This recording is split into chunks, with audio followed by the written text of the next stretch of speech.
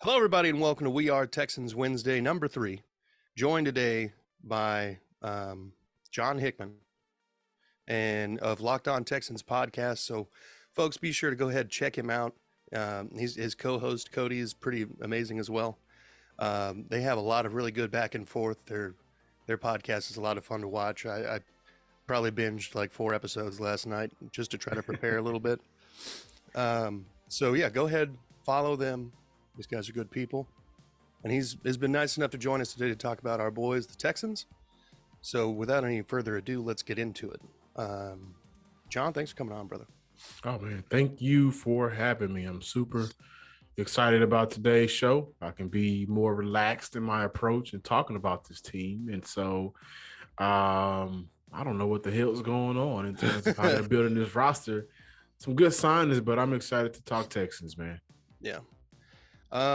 We got $20 million in cap space left, roughly. It's just a hair over, but pretty decent hauls so far with Jimmy Ward coming over. And free agency doesn't start officially until, like 3 p.m. or whatever today. But I mean, Jimmy Ward, that trade for Shaq Mason's going to be huge for the interior of the offensive line. Yeah. I actually played against him in high school. He was the smallest on his offensive line, and he was still a problem. What was that like? Like, did you ever get through him? Did you ever win a one-on-one rep? What was that like? Pass blocking, no. When he was pass blocking, it was hard to get by that man. He's still that way. Run blocking was a little easier. I had a few good hits on the running back, but nothing crazy. That team was huge, like just massive dudes. They had a fullback on that team that was bigger than me. He's like 6'2", 280. He ended up moving, playing at like Georgia Tech or something. What school was this? Columbia Central in Tennessee.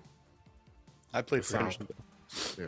They were a big team, and they had other stuff going on. I think one of their players had literally passed away the day of the game, so they were playing with like a whole other level of energy. Not the point, but yeah. What was the final score of that game? 28-7.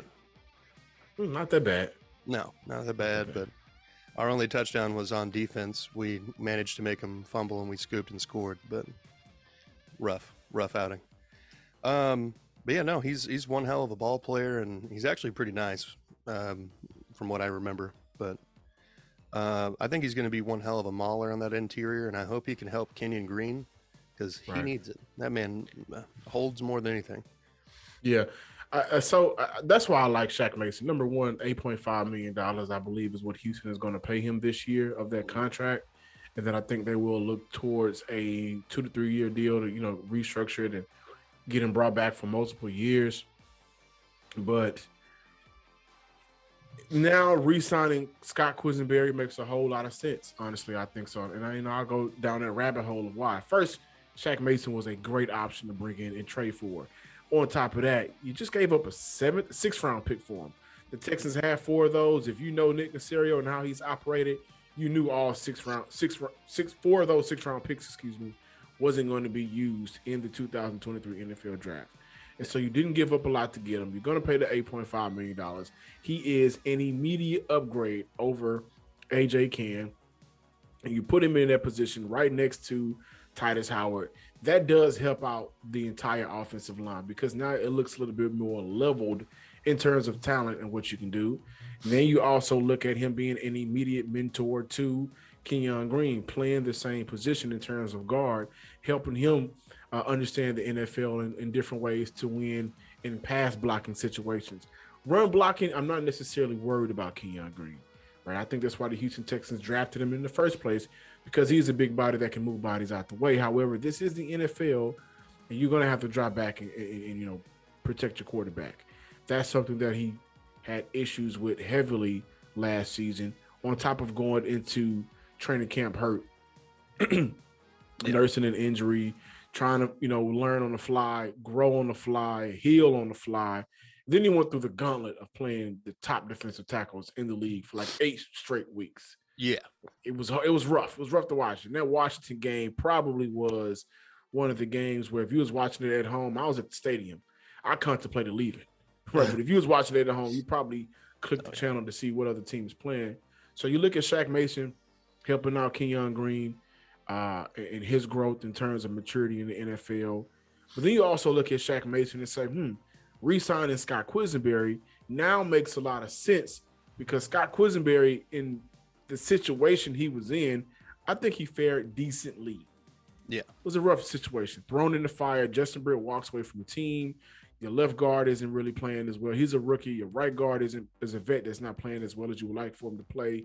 A lot of inconsistencies. And now I look at Houston and say, maybe they have a center on their draft board that they really, really like, and they'll bring him in and kind of go the route of Kenyon Green. Have a vet in front of you. Eventually, you will be the starter. Want you to learn, want you to grow, but have pieces around you that can help bring you along. So now I look at Shaq Mason. Now I look at Scott Quisenberry and say to myself, that makes a lot of sense to trade for him. And hopefully Houston does have that sit on their roster where they can go young and cheap, save some money, and be able to operate in free agency with a little bit more dough. Yeah. And the acquisitions of Noah Brown and Bobby Trees, while not flashy, while not absolute, this is going to change the way our entire team operates,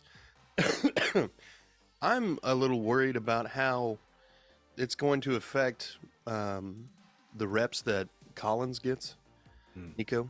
I know that, Cooks wants to be out, but does Bobby Trees showing up make him want to stay a little bit better? Because they played together in LA.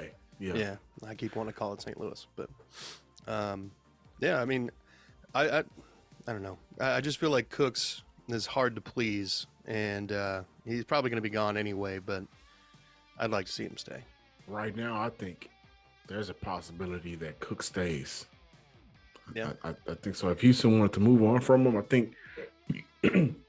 Excuse me. I think they would have done it by now. No, not that they don't want to move on from him. If there was a deal out there that they really liked, they would have moved on from him by now. I could be wrong.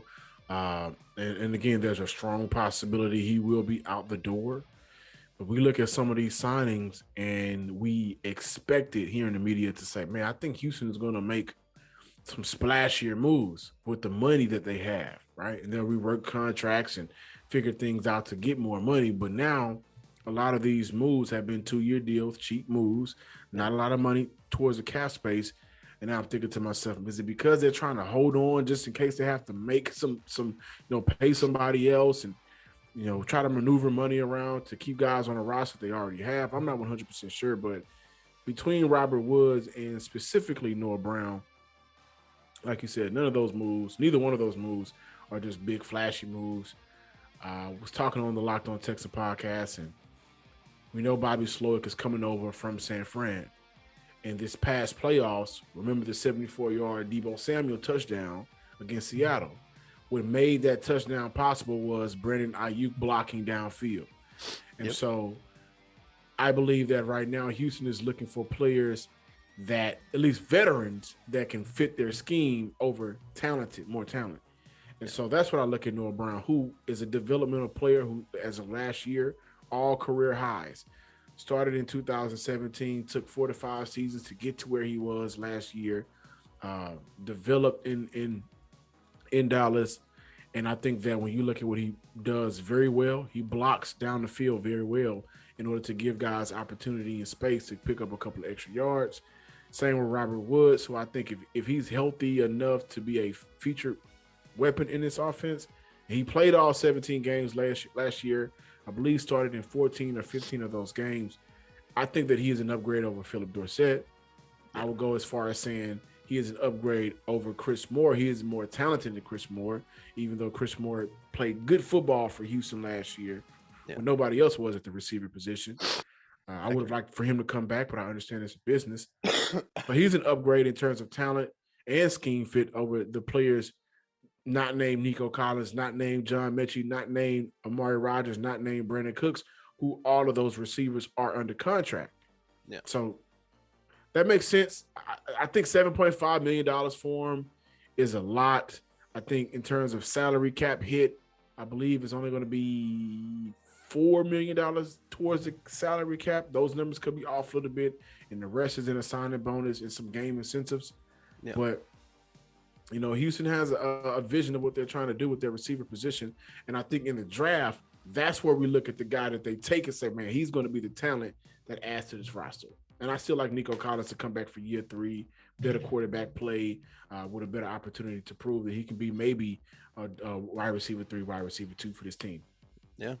He's got a lot to prove. He's got to stay healthy next year for sure, just to be able to really solidify his place going forward. But you kind of touched on it there. Let's move to the draft.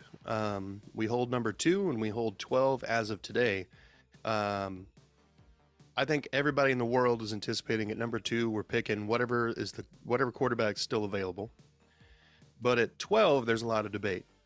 12 is okay. Well, we got the quarterback.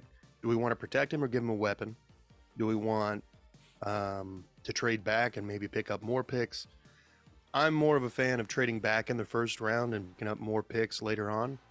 I'm not opposed to trading from like 12 anywhere to like 19. Because I think no matter where we're at in the first round, I think we can pick up somebody decent that's going to be able to make an immediate impact for us. So, what do you think we're doing at 12? What would you like to see happen at 12? I would like to see them stay and get the best player available. I would. If Jackson Smith and Njigba is there, by all means, take him.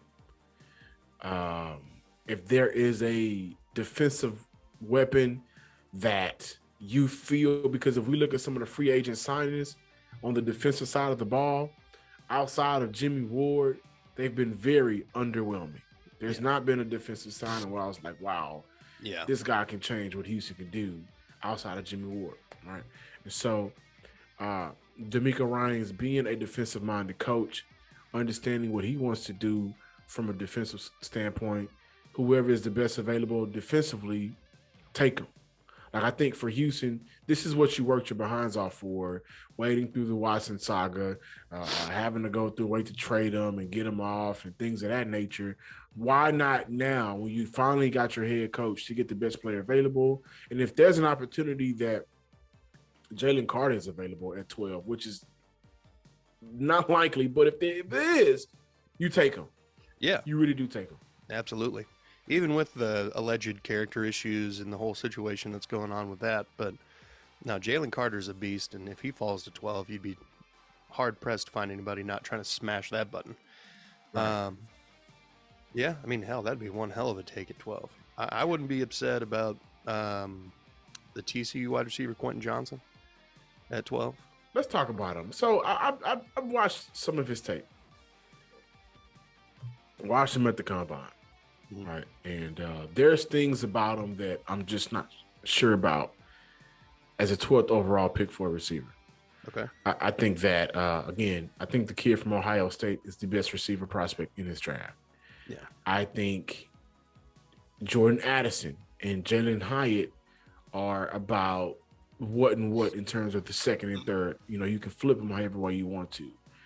Quentin Johnson is a player that I think has some flaws in his game. Like, he can hit you big. But what about the short game? What about the more difficult catches at the NFL level with the lack of body control? What about, having to beat a guy off the line? And those are some of the things that I look for in a receiver, right? The 40 times, that can kind of get overhyped at times because you can be super fast, but you can't get off the line.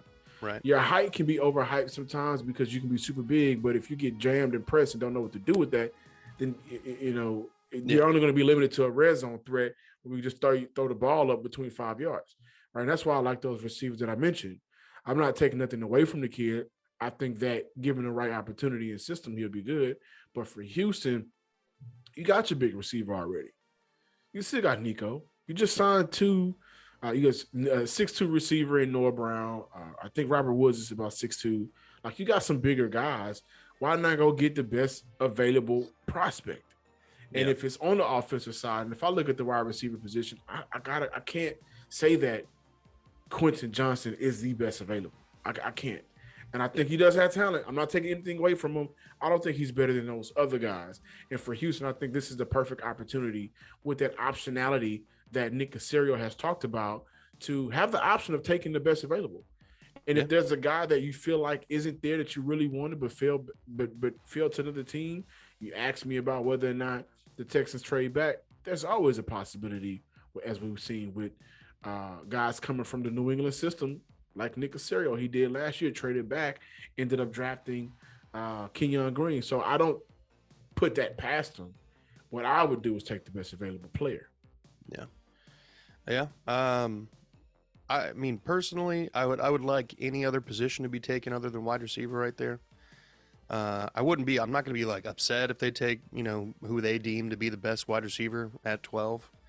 But I would love to see, like you mentioned, maybe a Jalen Carter if he falls that far, or I doubt that the Tyree kid from Texas Tech is going to last that long. But if he's there, absolutely pull that trigger. And There's another guy that I really like, man. He popped up on the screen throughout this college season to me when I was watching. So I have friends watch college football. They always find the guy that they semi-like, and they'll tell you, you got buddies. Hey, man, keep your eye on this guy. Yeah. So my boys was telling me, watch out for Slovis from Pitt. I was like, I'll go watch him. Nothing about Slovis popped off the screen to me. But the West Virginia game and 2 other games, Kalijah Kancey was a player at D tackle that popped off the screen to me. Yeah. I would even go if we can get him later in the draft, which is why trying to trade Brandon Cooks to pick up those additional picks can help, because I like a Keon White out of Georgia Tech. D lineman, raw power, bench 30 bench presses at the combine. I can't wait to see what he does at his pro day. Ran about a 4.7 or something along those lines. Just raw power and beats you with strength. He's another guy in the defensive side of the ball, on the defensive side of the ball, that I think you should take a look at in this year's draft as well. They're also looking at the linebacker from Clemson. They've had a couple of meetings with him. And as we've seen, bringing back Christian Kirksey and not necessarily prioritizing the linebacker in free agency, it makes a lot of sense to pick up one of the best options at linebacker in the draft early as possible. All right, let's get a little controversial here. Okay. Who, in your mind, is the top 3 quarterbacks in this class? Easy. All right. 1 and 1A, Bryce Young and CJ Stroud. Okay. And for my personal options, what I would personally, do at quarterback, I would go CJ first. We'll go Bryce Young second. And I say that because I am scared away by Bryce Young's frame. Yeah, to be honest. Same. It's not necessarily his height. Yeah. Right. Being 5'10", I'm okay with that. You put some cleats on, 5'11", depending on what you do with your cleats, 6 foot. Yeah. But his body is so slender. His frame isn't as big as I would like for it to be. And that does scare me away. Yeah. And I think Bryce Young intellectually is probably intellectually gifted more than a majority of the quarterbacks we've seen in the past 10 years. Like, I think he knows the game of football from a quarterback standpoint so well. And in his actual game, if you watch film on him, he doesn't take those hits. But college and the NFL is 2 totally different beasts. So I would go CJ first, Bryce Young, and with 3rd overall, Anthony Richardson. Really? Anthony Richardson. And I don't think there is a big difference between Anthony Richardson and Will Levis outside of Anthony Richardson's athletic abilities. Yeah. Here's my problem with it, because I don't have any problem with your 1A and 1B. That makes total sense. I'm with you. Anthony Richardson was projected like a 3rd round pick until the combine. Absolutely. And I think he still should be a late round pick. Yeah. Even if you go first. Yeah. I watched him play probably like 4 or 5 games during the season, and I'm watching him throw the ball in important situations where he's got to get the ball into the end zone, and he's overthrowing people by mountains. Yeah. Like, he's throwing it into the upper deck when they're like at the 7-yard line. Yeah. On 3rd and 4th down. Yeah. He also has issues with a lot of those. So what's the most important route, or the hardest route to throw, I think, in the NFL as a quarterback, is out routes. Yeah. And he has difficulties with throwing out routes, 5 and outs, 10 and outs. He does put a lot of power on his throws, and I think that's going to be something where you would really like for Anthony Richardson to go to a situation like a Seattle, like a Minnesota. Some of these teams that they have a quarterback right now, a pretty good quarterback. They have him under contract maybe for another 2. Like Seattle just signed Geno, I think, for 3 years. So it's not any situation where you're not rushing him to start. Yeah. I think that's the better option for Anthony Richardson. But unless you're going to put a system around Anthony Richardson, like what Carolina was able to do, was forced to do with the, Cam Newton years, then I don't think it's not going to work as easy as people think it's going to work. Yeah. Because he does have a lot of things he needs to work on. He does have mechanical issues. He is athletically gifted. He can beat you off his athletic powers alone in the right situations. However, in the NFL, at some point, you're going to have to beat somebody by throwing the ball. And as of right now, I think he needs time to learn that. Yeah. And that's okay to say. I've been getting crucified for that from everybody. I'm like, you should not be saying that. You should not be getting crucified for that. In my opinion, he's this year's Malik Willis, but with more football knowledge. I like that. And by the way, Malik Willis was in a more comfortable situation. This is what I do want to give the Anthony Richardson truthers. I get it. At Florida, not a lot of great receivers. The offensive line wasn't as good. From last year to this year, had to change systems. Schemes was different. I get it, and I understand that does hinder your growth as a quarterback, especially in college. So I understand it. With that being said, don't you think it's important to give him more opportunity and time to grow and learn in a more stable situation? I think so. Yeah, absolutely. That's an amazing take there. But my top 3, so 1A, 1B, obviously Stroud and Bryce Young in interchangeable order. Number 2 for me is somebody who's not really high on anybody's list because of his injury. Hendon Hooker. I like Hendon. Hendon wherever he goes. He's a locker room guy. He's athletic. He can make all of the throws. Yes, he can. I think if he gets somewhere, kind of like we're talking about with AR-15, where they've got somebody and he can sit for a year, heal up, learn the game. The next season, he's going to be a stud. And everybody's going to be kicking themselves for not drafting that man. And it's 2 places that I would love to see Hendon go. I'm going to throw this idea out. Okay. Did the Texans sign Case Keenum, who I like that signing, because they want to go with Davis Mills for 1 more year and maybe draft Hendon Hooker late? Maybe Hendon in Houston with time wouldn't be so bad. However, there's a team in the AFC South that I think has a lot of question marks surrounding their quarterback situation. Yeah. Ryan Tannehill, Malik Willis, Josh Dobbs. Do you add Hendon Hooker to that mix? Understand that Malik Willis is what he is, because I don't think Malik Willis was a good quarterback. You give him more time, of course, and I think 1 more offseason, you're found out, evaluate him differently now. Mm-hmm. But I can see Hendon Hooker being added to that mix.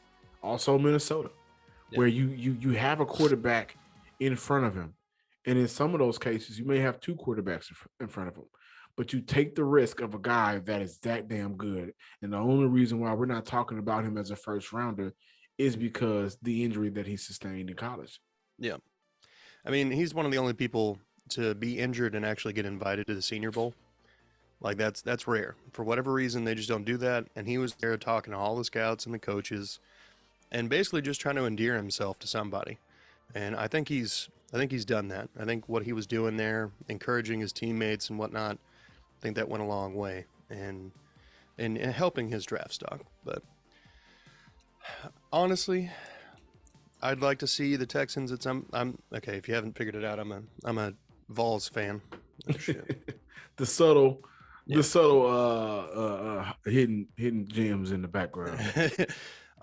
Cedric Tillman, I think, is a big-bodied wide receiver that'll probably be around 2nd or 3rd round, and I would like to see us use that number 12 overall pick on something else other than a big-bodied wide receiver. Take Cedric Tillman a little bit later on, and that man, he can do all of the routes.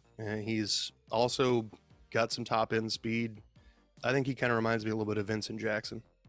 And didn't Tillman just say that Tennessee is a wide receiver U? Did he just say that? Was that him that just said that? I think so, yeah. Yeah. Because they've had some pretty decent ones come out in the last decade or so. I need for him to calm down on that, though. We know right now it's either LSU or Bama. I mean, yeah, you're not wrong. If we're talking first-round draft picks, it's definitely one of those two schools. But like Cordero Patterson, Hyatt, Swiss Army knife. Yeah, he's a Swiss Army knife. Hyatt, Tillman, Jordan Palmer. For the Chargers. Yeah, Palmer's a good guy. Yeah, Marquez Callaway for the Saints. He had a couple good years. I think he's been hurt a lot lately, but yeah. Is there a player late in the draft that you think between rounds? Let's go 4 to 5. Let's make it difficult. Okay. Between round 4 and 5, you're like, I think Houston would benefit from a player like that. When you get to those rounds, you're not necessarily looking for immediate starters. I don't think. Like sometimes you find them, especially in the 4th round. You may find them, maybe not in the 5th, but a guy late where you think to yourself, if my squad can get their hands on him with the coaching staff that we have now,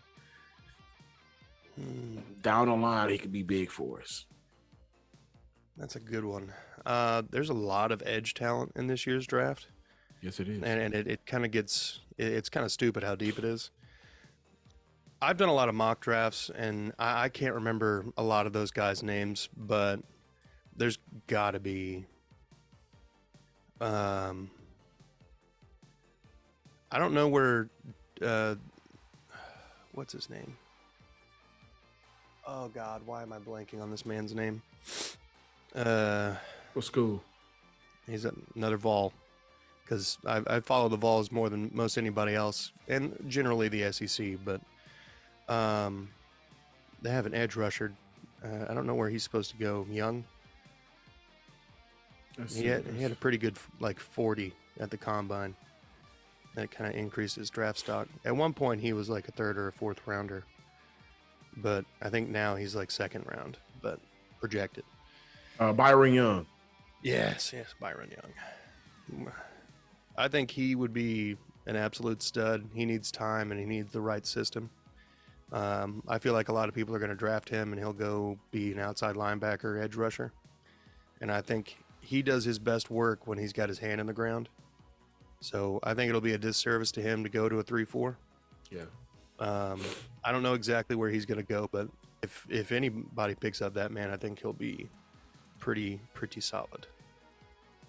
But what do you got? He's 6'3", 245, 12 and a half sacks in the last 2 years. More than Trayvon Walker.